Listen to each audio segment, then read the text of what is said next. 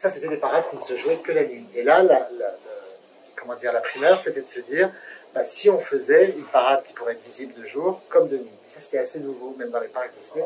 Alors bien sûr, on a déjà des parades qui se sont jouées pour des événements spéciaux le soir. Je pense notamment à la Disney Stars on Parade qui fonctionne aussi bien la nuit parce qu'il y a pas mal de lumière, mais c'est pas son message premier. Voilà, elle fonctionne la nuit, mais malgré tout, on éclaire beaucoup le parc. Là, c'est vraiment une parade qui va se jouer dans la pénombre. Donc c'était un peu notre grande nouveauté et on est parti comme ça. Et puis après, on s'est dit, alors qu'est-ce que pourrait être cette parade? Comme on voulait raconter une nouvelle histoire, on va raconter l'histoire des sapins de Noël. Comme vous avez pu le voir, chaque char a son sapin de Noël. C'est un hommage au sapin de Noël qui est l'icône de Noël dans le monde entier, de toute façon. Dès qu'on parle Noël, on parle de la décoration, des sapins de Noël, donc on va partir là-dessus. Puis après, on a décliné ce sapin de Noël à travers les yeux de Mickey, à travers les yeux de Minnie, qui, elle, est un hommage à tout ce qui toutes les gourmandises et les sucreries qu'on mange à Noël. Donald, c'était un peu l'inspiration de... En Europe, encore une fois, on a tous ces marchés de Noël incroyables, surtout dans l'Europe de l'Est, quand on va au marché de Noël de Strasbourg, quand on va... Moi, je suis allé à Hambourg, c'est sublime. Tous ces jouets de bois qu'on a. Et là, on voit ce sapin de Noël de Donald qui est un peu plus artisanal, qui est un peu plus rustique. Donc voilà, puis après, on était ravis d'inviter les princesses. Ça, c'est la première fois qu'elles étaient vraiment partie prenante de la magie de Noël. Là, on s'est éclaté, c'était notre premier délire. C'est-à-dire, on s'est retrouvés, on s'est dit carrément, allez, on est Versailles, les lustres, les bijoux, les Swarovski, on en a mis partout, c'est de la dentelle. On s'est amusé comme des fous. C'est le premier char d'ailleurs qui a été terminé. Et puis après, on s'est posé la question pour le Père Noël. On sait que les gens adorent les boules à neige. Dans le monde entier, il y a des collectionneurs. Puis là, on s'est amusé à reproduire un peu le sapin de Main Street USA en miniature dans la boule de Noël. Avec, je ne sais pas si vous avez vu ce système de gobo. Les gobos, c'est ces lumières qui sont parachutées comme ça partout, reflétées sur les buildings de Main Street ou du château. D'ailleurs, on était très surpris. Au début, on s'est dit, mais ça n'a pas marché. Puis en fait, ça marche super bien. Donc, on est super contents. Donc voilà un peu la première impulsion. Pourquoi est-ce qu'on a changé de parade? Très bien. Oui. On sait que Disneyland Paris et les effets lumineux, c'est une grande histoire d'amour, et notamment à Noël, on a eu le château givré, on a eu les arches lumineuses un temps, on a eu aussi les luminaires cristal. Oui. Là, la technologie a évolué. Est-ce qu'il y a eu un défi supplémentaire? Est-ce qu'il y a eu un parti pris technologique? Parce qu'on voit qu'il y a quand même une spécificité sur les chars, des lumières assez fluides, des choses vous avez complètement qui détonnent en fait avec ce qu'on a vu avant. Exactement. Et vous avez complètement trouvé ce qu'on a voulu faire. C'est-à-dire que, comme je le disais, la parade électrique, on voyait tous ces petits points lumineux, les ampoules, on les voyait. Là, on s'est dit, on va voir le minimum d'ampoules, on ne veut pas les voir, on veut que la lumière soit comme ça, émane de chaque char, soit évanescente, qu'on ne comprenne pas trop d'où ça vient. Et on a essayé, que ce soit complètement homogène. Donc ça a été notre volonté première. Pourquoi? Parce que c'est une parade qui se joue aussi de jour. Donc si on voyait toutes les ampoules éteintes, ou en tout cas pas allumées ou visibles, enfin pas jolies. Donc du coup, là vraiment, ça a été notre volonté. Comme dans l'école des performeurs, d'ailleurs, vous voyez, on voit que on sent évidemment qu'il y a une source lumineuse, mais elle est diffuse. Voilà, c'est le mot. On voulait vraiment que la lumière soit diffuse. Donc ça a été notre... Alors après, on a cette chance aussi qu'on ne pouvait peut-être pas faire avant, au temps de la parade électrique, parce que je ne sais pas si vous vous rappelez, la parade électrique en 92 arrive. Moi, je travaillais en 90 à Walt Disney World, et elle était là-bas avant. Et elle est partie, on l'a récupérée ici à Disneyland Paris, mais là, à l'époque, c'était vraiment artisanal, c'était des guirlandes électriques, toutes ces collées sur le char. Là, on a cette chance aujourd'hui d'avoir le LED depuis 15-20 ans, et qui a changé complètement la technologie et l'ingénierie des lumières, puisque à un point LED, vous pouvez lui donner la couleur que vous avez bien envie de lui donner. Ça peut passer du vert au rouge en passant par le bleu, rose. Vous pouvez faire ce que vous voulez. Donc ça, c'est assez magique. Donc c'est beaucoup plus facile de produire des effets. Je pense notamment au col, encore une fois, ou les fairies, les fées qui ouvrent la parade. Il y a toute une programmation, en fait, et on peut faire ce qu'on veut. Donc ça, c'est un bonheur sans nom, qui est des choses qu'on ne pouvait pas faire il y a encore 15 ans. Donc ça, c'est assez magique. La parade a été pensée il y a combien de temps? Combien d'années sans doute? Il y a peut-être plusieurs... Les premiers brainstorming, c'était en 2018. Vous voyez, ça prend 3 ans, 3 bonnes années, parce que c'est toujours ce que je dis, on commence par des réunions où, au début on commence même avec une page blanche, on a le dessinateur, donc on va commencer à dessiner, Donc on fait beaucoup de dessins pour parfois les jeter à la poubelle, ou alors c'est des super idées, mais ça ne correspond pas à ce qu'on veut, on cherche, on tâtonne.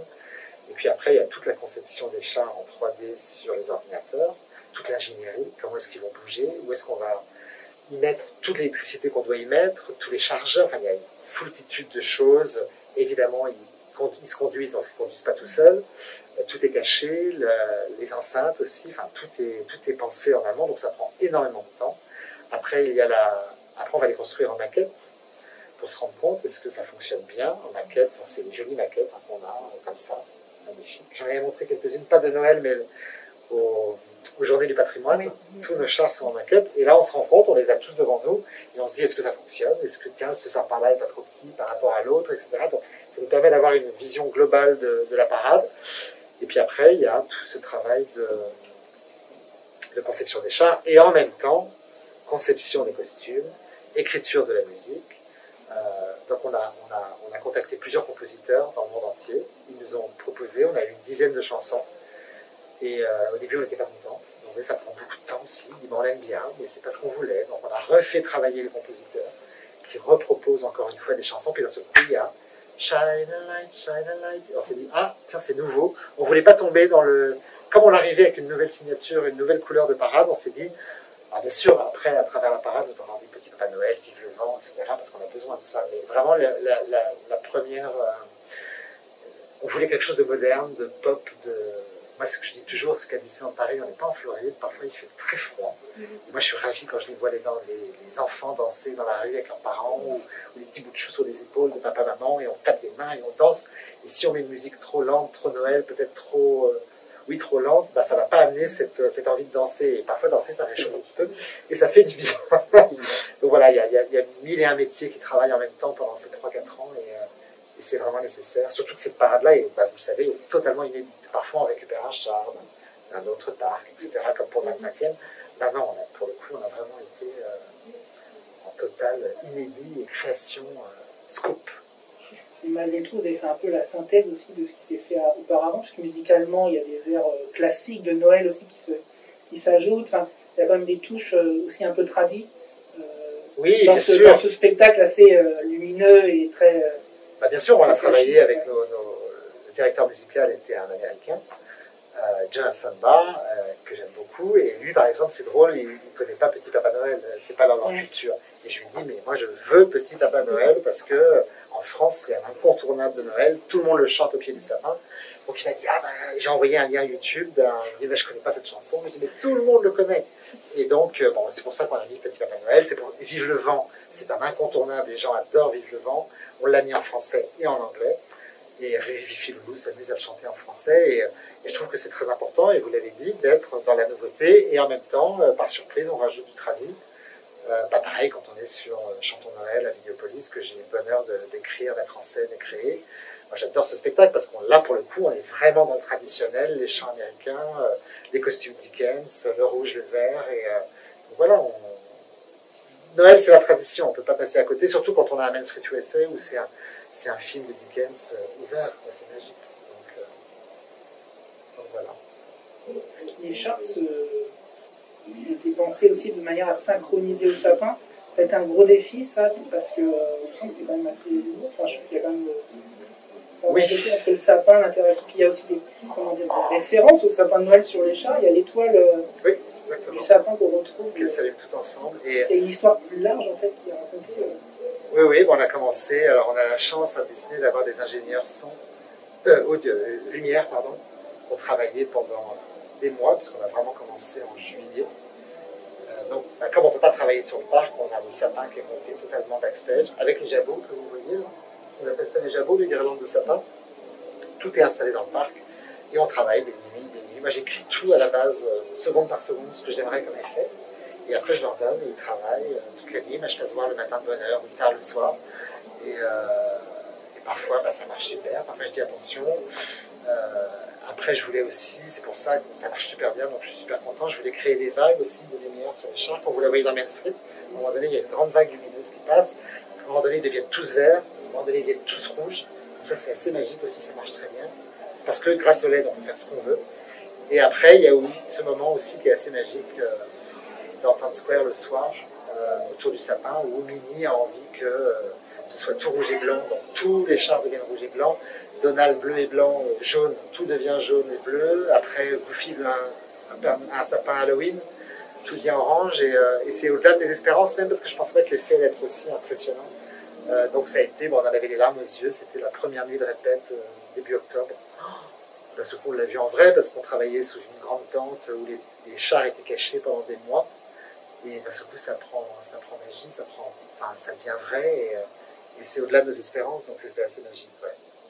Donc effectivement, il y a un gros travail, comme vous le dites, c'est un mot très juste, c'est un défi, parce que c'est beaucoup, beaucoup de travail, et puis tout est en rythme avec la musique.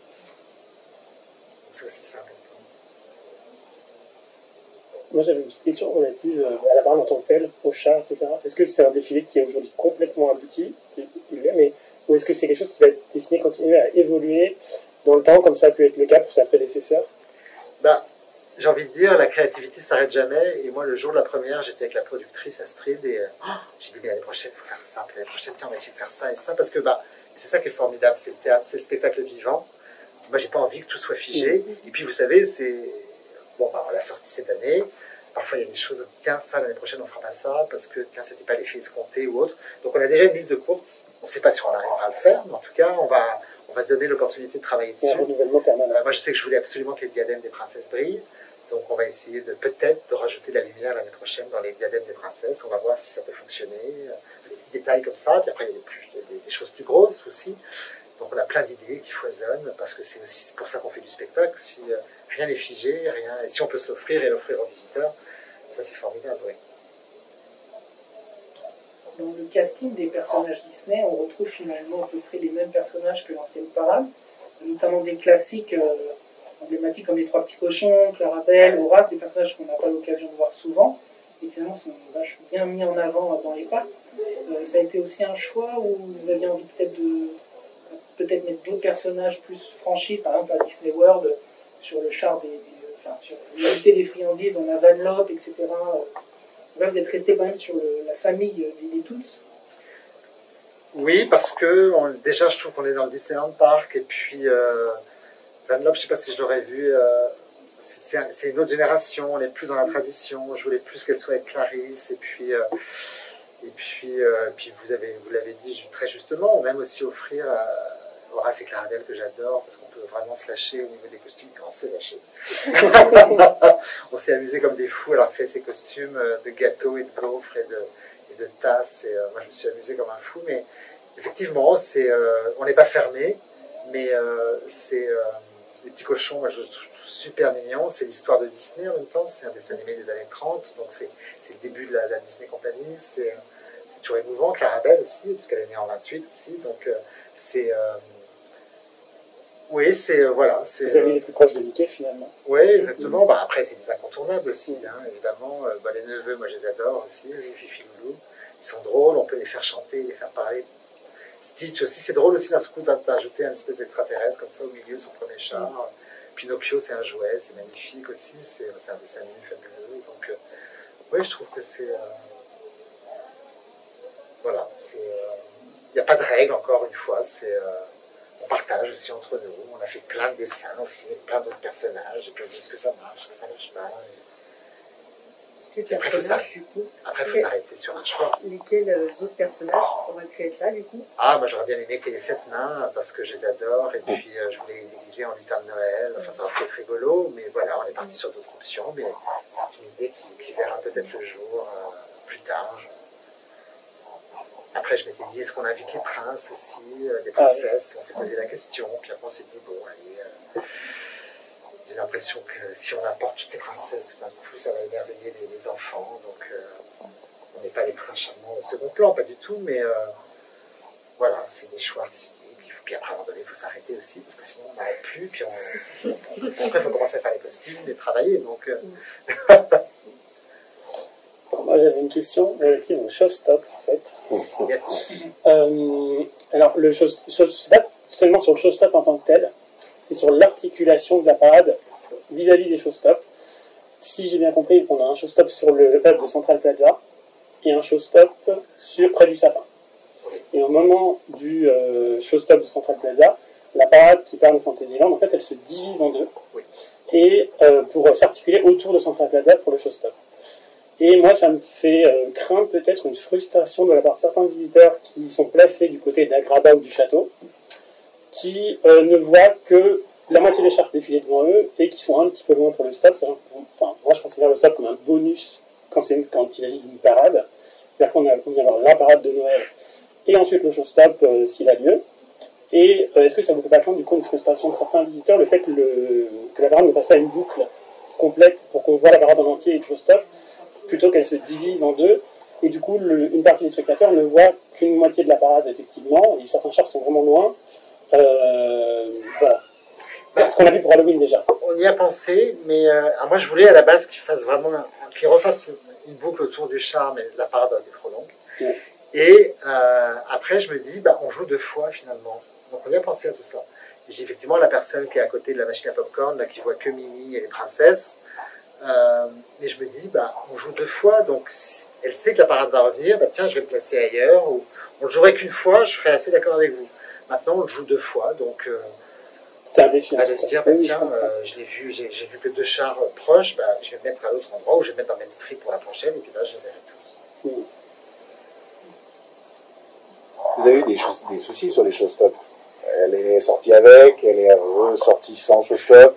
Oui. C'est quoi, c'est des petits réglages Monsieur voit tout. Hein? Si, on a eu des petits soucis qui nous ont beaucoup stressés jusqu'à encore quelques jours. Et on a trouvé les solutions. C'est des questions de programmation d'audio. Ouais. Oui, parce qu'à un moment, oui, il y avait un trou. On a eu des blancs et en fait, il y a une technicité, c'est très complexe. Je peux même pas en parler parce que c'est pas mon métier. Okay. Mais c'est très complexe. On a passé des nuits à programmer tout ça et puis il se trouve que ça marchait bien, puis que ça marche plus. Donc, plutôt que de donner un mauvais spectacle pendant quelques jours à nos visiteurs, on s'est dit, oh là là, on arrête tout parce qu'on veut offrir de la qualité. Donc, on a décidé de passer juste sans showstop, le temps de travailler. On a retravaillé les nuits, on s'est remis en nuit tous pour comprendre ce qui se passait. On a compris, donc apparemment ça fonctionne, donc on est plutôt content. Mais ça, c'est les aléas du direct, j'ai envie de dire. Il y a beaucoup de choses, c'est très très complexe parce que c'est pas juste une cassette qu'on met dans le char et la musique sort. C'est un enfer de programmation et on a des équipes incroyables qui bossent jour et nuit pour trouver les solutions. Je pense qu'on a réussi. Donc là, en tout cas, apparemment, ça s'est passé sans encombre, donc mais c'est très compliqué. Donc effectivement, il peut y avoir des loupés parfois. En plus, tout le système audio a été changé pendant le Covid. Donc, quelque part, comme on n'a pas eu de parade depuis, on a testé en live en fait. On est vraiment désolé de ces interruptions. Bon, après, j'étais entouré des guests le jour où ça s'est passé. Ce qui est assez magique, c'est que les personnages ont mis le feu en faisant hurler tout le monde. Puis quand la musique est revenue, tout le monde a applaudi. Moi, j'avais les larmes aux yeux. Je sais pas si je savais pleurer ou rire, mais finalement, les guests sont super aussi. Ils étaient tellement contents de voir ce nouveau spectacle que les personnages étaient top. Donc finalement, ça s'est plutôt bien passé. Et pendant les répétitions, vous n'aviez pas le château. Maintenant que vous l'avez récupéré, il va être partie prenante de cette parade, un peu comme le sapin ou pas? Il faudra revenir mi-décembre. On va travailler sur une surprise à partir de mi-décembre pour le showstop sur la place du château. Et ça, je préfère pas vous en parler pour que vous ayez une vraie surprise. On travaille dessus tous les jours. On attendait que l'échafaudage s'en aille pour pouvoir retravailler et reprogrammer. Et c'est beaucoup de nuits de programmation encore, donc on travaille dessus ardemment. Donc à partir de mi-décembre, on peut espérer avoir une petite surprise du côté du château pendant le stop. Okay. Normalement. Tout va bien. C'est prévu. C'est prévu. C'est dans l'agenda. En fait, il y aura le showstop autour du sapin. Ce sera le même normalement sur la place du château. Okay. Et où sera le sapin? Mystère et de Peut-être une dernière question? Moi j'en ai une. Oui. Je pense avoir du coup un petit peu la réponse. Est-ce que vous pouvez nous dire quel est votre char préféré et votre costume préféré sur toute cette parade? Alors, contre toute attente, il y avait un char que j'aimais un petit peu moins, c'était celui de Donald, sur dessin. Et en fait, au mois de mars, le parc était fermé, enfin, bien sûr, il était fermé parce que c'était Covid. On a sorti tous les chars pour les montrer à Natacha Rafalski. Et le char de Donald, il a une lumière incroyable, et donc c'est presque devenu notre préféré. En tout cas, c'était le préféré de Natacha. Donc ça, c'est pour la petite histoire. Elle les adore tous, mais vraiment, elle a dit « le char de Donald, il est sublime ». Moi, j'aime beaucoup le char des princesses. Après, les costumes, on l'a dit tout à l'heure, le costume de Clarabelle me fait hurler de rire. Alors, je voulais, en plus, mettre une machine à fumer dans la tasse pour que ça fume, mais c'était trop lourd. Donc, on n'a pas pu. Clarabelle m'a dit « Ah non, Emmanuel, c'est trop lourd ». Donc, on n'a pas pu mettre la machine à fumer. Mais en tout cas, son costume me fait hurler de rire. Puis après, je trouve que les costumes des Illumineers, là, les performeurs, je trouve que ça apporte autre chose qu'on n'a jamais vu à Noël. Cette espèce de personnage incroyable, comme s'il venait du ciel, tout or, producteur de lumière, voilà, c'est... Et Clarabelle, elle m'éclate. Clarisse aussi, elle est fun. Oui, c'est Clarisse. Ouais, elle est super. Donc voilà. Merci beaucoup. Merci de votre passion, Merci. en tout cas, par rapport aux produits, toujours, vous êtes à fond, ça fait plaisir. On a besoin de ça. Et merci pour cette nouvelle parade. Ouais, on est Merci. très contents. Après tant de temps Ouais, sans ouais. parade. C'était chouette. Les costumes sont sublimes. Ouais, c'est chouette. Ouais. Puis les Segway, tout ça, ça fait plaisir de les revoir. Ouais, les fairies, là, Parce que c'est sont une belles. technologie en plus qui fonctionne très bien. Ouais, je vais même essayer d'en rajouter l'année prochaine, c'est tellement beau qu'on a envie d'en avoir plus. Donc, ça aussi, ça fait partie de la liste de courses. Ouais. Il y a toujours des choses à espérer pour les prochaines années. Ah ben, il faut, bien sûr. Mon Dieu, si on n'a plus d'idées, ça ne sert plus à rien. Ça s'arrête. Merci à vous, en tout Merci. cas. Merci à vous.